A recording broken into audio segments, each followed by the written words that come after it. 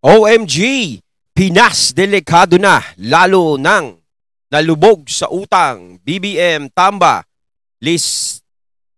Listanas ang malaking salot ng bayan. Hay nako.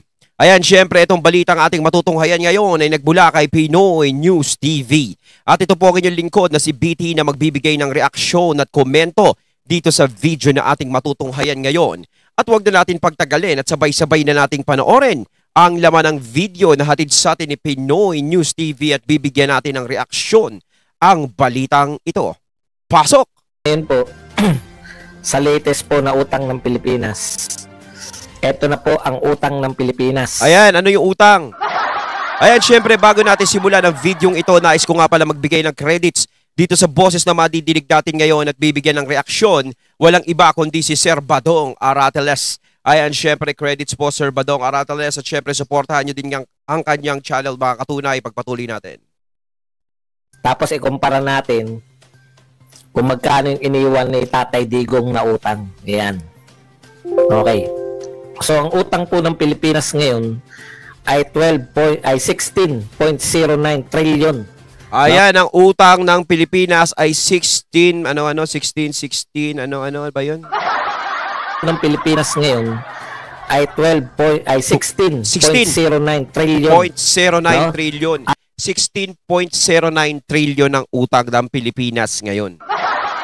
Laki ah. As of November 2024. So napakalaki na po nito, no? 16. Ito na po ang pinakamalaking pagkakautang ng Pilipinas. Ngayon, ito po sana all nakakautang ng ganyan, no? Kailan kaya ako makakautang ng ganyan? Trillion. Masarap din minsan maupo pag ikaw naging politiko ka, no? Pwede ka mangutang ng bilyon, trillion. Diba? Para ka lang nangungutang sa 5-6. Is po na, alam nyo, nakapokus lahat po ng mga tagapagtanggol ni BBM. Hindi po nila kayang ipagtanggol eh. Ang focus po nila, tirahin pa rin lahat. Lahat ng problema ng Pilipinas ngayon, isisi lang yan sa mga Duterte. Pandalas po nating sinasabi, minana lang yan eh. Minana lang yan ni Marcos. Actually, ang binabayaran ni Marcos ay utang ni Duterte. Lahat po ng presidente nagbayad ng utang. Si Tatay Digong po, nagbabayad din po siya ng mga naunang nangutang sa kanyang presidente. Ito ang nagiging usapan eh. Yan ang nagiging butas kay FPRRD. Yang utang na pagkalaki-laking yan. No? Yan yung pinag-uusapan natin. Umabot ng ganyang chabanos, trillion. Diba? So, sigurado ba kayong utang lang naman ni Duterte yan? Napakadaming presidente ang dumaan sa Pilipinas. Diba? Tama nga naman yung sinasabi ni Sir Badong. Bawat nauupong presidente nagbabayad ng utang yan kasi nung mga nakakarang administrasyon is merong nagkakaroon ng utang dyan. Utang naman talaga. Diba? So, ang kinakatwiran ngayon ng mga feeling na yung Duterte lang ang talagang nangutang ng ganyang kalaki. Parang sa Duterte lang lahat ibinagsak. Parang kasalanan na lahat ng mga Duterte yan. Hindi, simula nung naupo yung mga Duterte, yung ganyang kalaking utang sa kanila galing yan. So, ibig sabihin, yung mga nakakaraang administrasyon, walang utang. So, parang ang galing-galing naman. Diba? Parang ang galing-galing naman nila kung hindi sila nangungutang. So, syempre, pag natapos ang termino nung nakaraang administrasyon, kung sino yung bagong uupo, siya yung magbabayad ng utang ng Pilipinas. Diba? Halimbawa, si PBBM, matapos na termino niya, bumaba na siya sa pagiging presidente, at may pumalit na presidente sa susunod, siya naman din ang magbabayad ng utang. Ganun yan. Kaso ang nangyayari ngayon is lahat ibinubuntong sa mga Duterte. Naku, pagkakautang ni Rodrigo Duterte yan. Utang niya yan. Utang ninyo naman. Diba? At least nga, diba, no, nabalitaan natin noong panahon ng pandemic. At least, yung inutang ni Duterte, talagang nagamit ng mga Pilipino. O, di ba? Napakinabangan nung pandemic. Di ba? Kahit nga nagsalita si Tatay Digong nun eh. Kahit maubos ang pondo natin, kahit maubos ang pondo ng Pilipinas, di ba? Kahit mangutang na lang tayo sa ibang bansa, basta importante maisalba lahat ng mga taong naapektuhan ng pandemya. Palakpak dapat. Di ba? Yun ang ipinangako ni Duterte. Siguro may lumobo dyan na dagdagan, hindi dahil para nagpakasasa si Duterte sa pera, kundi para maisalba yung Pilipinas doon sa pandemya. Mantakin mo, ilang taon po yung pandemic. 'Di ba? Hindi lang naman 1 buwan, 3 buwan, 1 linggo. Taon po inabot. Yang mga lockdown, ang daming walang trabaho, ang daming niyang sinusuportahan. Buong Pilipinas, hindi po lugar-lugar lang. 'Di ba? Yung iba nga dyan walang pandemic, walang kalamidad. Pamigay ng kung ano-ano. O di dadagdag na naman yan. Yung kay Duterte talaga, exempted talaga yun. Talagang ginawa niya lahat yun. Kahit maubos, importante maisalba niya yung tao. O, kita nyo naman, bihira sa mga tao yung ganyan. Bihira sa presidente yung ganyan. Kahit mawala nang mapunta sa kanya, importante yung taong bayan, maisalba niya. Diba? Kung sa ibang presidente yan o kung sa ibang tao yan, ganyan mangyayari, ano mas importante sa kanya? Bulsa niya o yung taong bayan? Makakarinig ka ba ng salita na gaya ng sinabing FPRRD doon sa taong yon? Malamang hindi. Sinabi na nga Ngayon nga, wala pang pandemic, wala pang kalamidad Nagsalita na, wala na daw tayong pondo.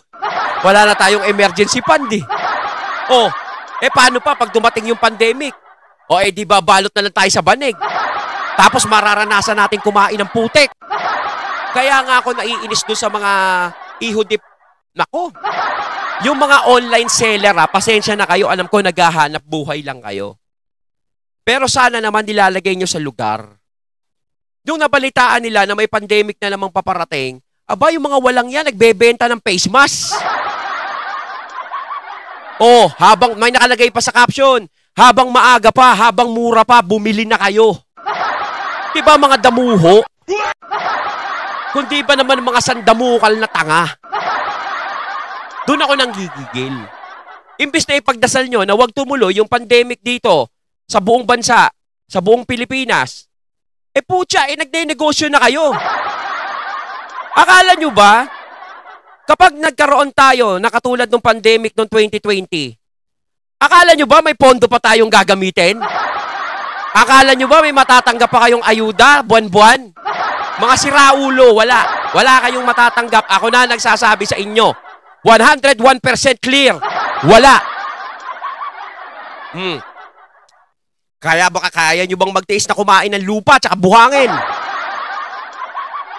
Diba? Alam ko naghahanap buhay kayo. Alam ko yan. Online selling. Diba? Hanap buhay. Pero sana naman, ilagay nyo sa tama. Ilagay nyo sa tama yung pag-iisip nyo. No? Na alam nyo kung ano nangyayari ngayon sa sistema ng gobyerno. Yung gobyerno na nga nagsabi. Wala na tayong mahuhugot. Diba? Dati, nagsalita na nakaraan. Wala na tayong emergency fund, parang mga ganon. Paano pag tumama yung pandemic na yan? Saan? Akala nyo ba? Wala kaming trabaho. May 8,000 na naman kami buwan-buwan. Mga walang iya, hindi totoo yan. Hindi na mangyayari yung panahon ni Tatay Digong sa panahon ngayon. Pero ito lang pong mga tauhan ni Marcos, ito lang pong mga tagapagtanggol ni Marcos ang nangangatwiran ng ganyan. Di ba? Pero para lang po, magkano po ba yung iniwan ni Tatay Digong na utang natin? Ayan, yung kay Tatay Digong lang. Kasi laging sinisisi si Tatay Digong. Oo. Ang iniwan po ni Tatay Digong ay 12.79 trillion.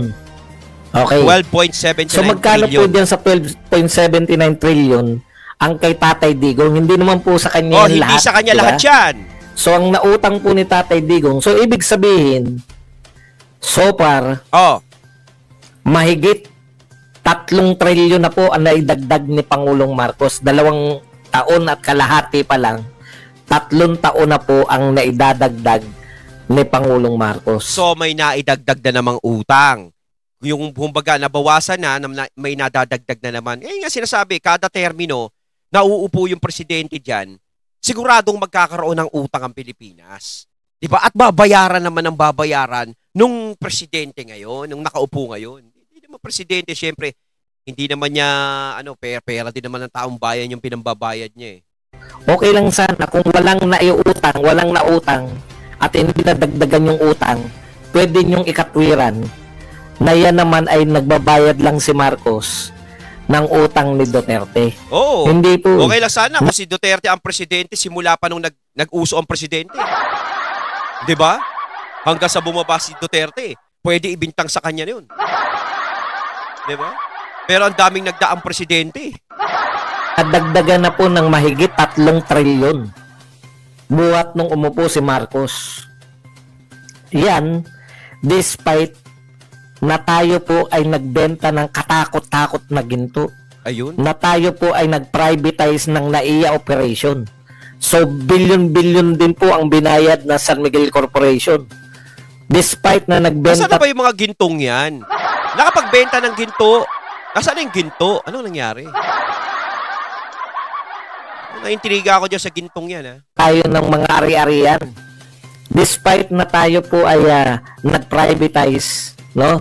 Despite na kinaltasan natin yung PhilHealth, kinuha natin yung pera ng PhilHealth ng PDIC 117 billion at iba pang mga bangko na meron tayong maharlikapan. Despite sa lahat ng pinagkukuhang pera sa lahat ng mga pag-aari natin, nagkautang pa rin ang Pilipinas ng 3 trilyon. Wala pong malawakang bentahan ng ginto. Mantakin mo, no? Kahit may mga ibinawas na sila, no? Wala pa rin tayong ligtas. May utang pa rin tayo. Wala. Parang hindi na makakaahon ng Pilipinas sa kakautang. Diba? Kaya hirap talaga mangutang. Hirap. Sa buong panahon ni Tatay Digong, kahit po nung panahon ng pandemya na kailangan natin ng pondo, bentahan ng ginto, wala pong kayong naalala na malalaking ari-arian na binenta natin. Yang NAIA po, nagpatakbo po niyan gobyerno mula po sa worst airport, naging top 10 most improved airport. Tatakbo yan ito, Gadi. Ang pangako pong sa privatization, gaganda yung patakbo sa airport. Wala pa po tayo nakikitang pagbabago. Ang pagbabago lang, lumaki ang mga binabayaran sa NAIA. Kaya nga ginawang private yan, eh, no? O, di ba? Ang dami nga nangyayari ngayon, no? Talagang privatization, di ba? Ganyan-ganyan. Privatization yung airport, di ba? Pero dapat sa taong bayan talaga yan, ganyan. Ginawang private na. Di ba? Grabe. Pero sinasabi nga ni Sir Badong na wala pa ring pagbabagong nangyari bukod sa tumaas lang yung expenses niya. Yan po ang unang epekto niyan. Hindi po yung pagandahin. Dahil nagbayad yung San Miguel, kinakailangan nilang mabawi yung binayad nila. Taas ng mga presyo. Kaya po sa susunod, pag tayo po ay inuuto na naman na mag-privatize, lalo na po yung mga kumikita nating mga ari-arian. Imagine niyo, Privatize kasi, kapag pina-privatize, isa lang ang kikita niyan, eh. Okay, sila lang kikita niyan, eh. 'Di ba? Kapag privatize, sa'yo lang ang bagsak ng pera niya. po yung NAIA, no? Ibebenta natin yung operation, sila nakikita. Yun sinasabi ko. Eh, hindi nyo nalaghalingan yung pag... Okay, anyways, ngayon, ang pandalas kong nakikita at nakakabwisit din po talaga. Eh, yung katwiran po nila na ito naman ay minana lang kay Tatay Digong. Malaki ang utang ni Digong kaya si BBM lang ang nagbabayad. Kalokohan na po yan. Napakalaking kalokohan na po yan. Parang bayani naman. Lagi po kasi wala po kayong solusyon eh. Wala po kayong solusyon kung hindi. Ang solusyon na lang talaga nila dito is isisi sa Duterte lahat ng nangyayari. Yang utang na yan na sinasabi nila, isisisi sa Duterte yan. So halimbawa, si Vice President Sara Duterte, nanalong presidente sa 2028, tapos may malaking utang na naiwan, di sisisihin dapat ni BP Sara si PBBM. Kasi si PBBM ang huling naging presidente. Ganun ba dapat yon? Ganun ba dapat ang sisihan? Pasa-pasa? Na hindi mo iniisip yung mga nakakaraang administrasyon? Diba? Kaya nga sinasabi ko kanina bakit napaka-perfecto ba ng mga nakakaraang administrasyon, hindi sila nangungutang? Naiipon yan lumalaki, tapos babayaran, lalaki, babayaran, lalaki, babayaran. Diba? Ganun lang yan. Parang sinasabi kasi nila sa paninisi sa mga Duterte, na utang ng mga Duterte yung binabayaran ngayon ni Marcos. So, ibig sabihin, pag naging presidente si Sara Duterte, pwede rin niya sisihin si PBBM na nagkaroon ng malaking utang na ganun. Wala na tayong ibang pag-uusapan. Ikaw ang presidente nitong huli. Diba? Dapat pinapagana lang din natin yung utak natin. Kasi talagang ginagawa na lang nilang pambala talaga yan lahat sa mga Duterte. Yung mga nangyayaring ganyan. Kailangan meron kaming ipambala dyan para mapabagsak namin, para lumabas sa taong bayan na masama sila. Ang kaso nga lang, hindi ganun ang lumalabas. Ibintang lang lahat kay Digong. Eto, practical lang. Nung tumakbo ba si Marcos, alam niyang may utang si Digong? Ibig ninyong sabihin, kayong mga supporter ni BBM, nilihim yan sa inyo na may utang tayo? Sasabihin naman ng iba, bakit hindi yan naging usapin ng kay Digong? Paano hindi yan magiging usapin kay Digong? Wala talagang ko-question kasi mas marami pa po yung nalulula po yung mga Pilipino. Sa build ni Tatay Digong, nalulula po yung mga Pilipino. Maski sa panahon ng pandemic na nakakuha po yung mga tao ng ngayon nung may 2025 kino-question yung utang natin ngayon. Ibibintang nyo na naman sa presidente noong 2016 hanggang 2022. Wala ba kayong kakayahan talagang lutasin o harapin ng problema? Yun po ang kaya hindi nyo nalulutas. Hindi, doon sa kakayahan na lutasin ng problema, alam nyo kung tutusin, kaya naman nila lutasin yan. Kaso nga lang talaga, syempre, yun yung natatanging paraan para masira yung pangalan ng mga Duterte. Diba? Doon natin nagigets yan Kaya nilang lutasin yan, yung utang na yan. Kaya nilang bayaran yan. Kaya nilang resolbahin yan. Kaso nga lang, kailangan meron kaming pambala. Diyan lang yan dapat. Kailangan isisi namin sa mga Duterte yan. Malay mo, isang araw maniwala sa amin yung taong bayan na ganito na talagang utang ng mga Duterte yan. Diba? Parang ganun lang yun. Kaya wala kayong pagkalutas Ayaw nyo kasing harapin yung problema. Lagi nyo sinisisi sa nagdaan. Oo. Okay, isa pa pong pagsisisi sa nagdaan. Ito, tignan nyo po to. Malaking usapin pa rin po hanggang ngayon. Ito pong Pero sandali Sir Badong. Sa dami ng mga naging presidente dito sa Pilipinas, no? Sa totoo lang, si Tatay Digong lang talaga ang pinababalik uli ng mga taong bayan kung pwede pa uling maging presidente, di ba? Pinababalik. Pero ang daming dumaang presidente na hindi na pinababalik, hindi na gusto ng mga tao na sana ikaw na lang presidente namin uli. Di ba? Pero si Tatay Digong talaga gustong-gusto ng mga tao na sana ikaw uli ang presidente, sana ikaw uli, sana ganun uli. Di ba? Ito kayang isa, kapag bumaba na, siya pa kaya uli? Parang marami pa kayang hihiling na sana ikaw uli. Pagtatanggal nila, sila na nagtanggal, very defensive po sila Sila na nagtanggal, paliwanag pa sila ng paliwanag. Alam niyo si Tatay Digong, once na ginawa niya, wala nang palipaliwanag. lang, meron tayong tukhang, meron tayong war on drugs. Hindi niya kinakailangan, meron po bang Action agad. tumututol sa war on drugs ni Tatay Digong? Same people. Yung mga Dilawan, Kakamping, Makabayan Black, sila din tumututol sa war on drugs. Walang pakialam. Si Tatay Digong, alam niyan tama. Hindi niya kinakailangan pakialamanan. Yung ginawa nyo kay BP Sara, tinanggal nyo sa National Security Council. Bakit kinakailangan nyo laging magpaliwanag ng magpaliwanag ka?